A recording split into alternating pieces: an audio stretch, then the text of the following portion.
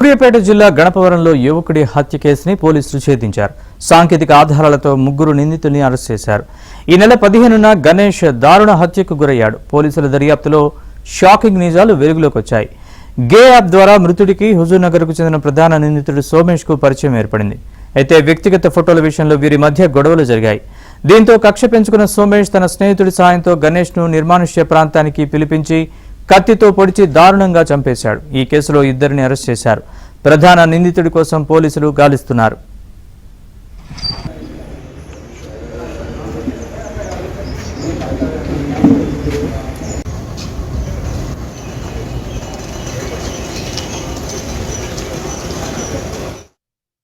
అయితే డిసీజ్డ్ ఉండడం గణేష్ కి మరియు A1 అక్యూజ్డ్ సోమేష్ కి మధ్య ఈ యొక్క ఫోన్ సంబంధించిన యాప్ లో పరిచయం అనేది వాళ్ళకు ఏర్పడింది.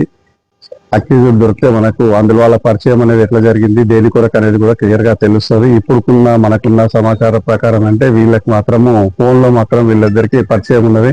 వీళ్ళందరికీ తెలుసు. ఆ సీసీ ఫుటేజ్ లో కూడా ఆ యొక్క గణపవరంలో రాత్రి 9:40, 9:50 మధ్యలో ఈ యొక్క ఎవరైతే డిసీజ్డ్ ఉన్నాడో అక్యూజ్డ్ యొక్క వెహికల్ పైన వెనకాల కూర్చొని వాళ్ళిద్దరు పరిచయస్తుల్లానే గణపవరం విలేజ్ నుంచి మనకు బీకా తాండా పోయే రోడ్ లో పోయినట్టు సీసీ ఫుటేజ్ లో కూడా వచ్చింది. ఆ యొక్క ఎవిడెన్స్ ని బేస్ చేసుకొని మేము ఈ యొక్క కేసుని వరకు కూడా A1 నిందితుడు సోమేష్ మాకు గత 5-6 రోజుల నుంచి కూడా డిఫరెంట్ లొకేషన్ లో ఉన్నట్టు తెలుస్తుంది.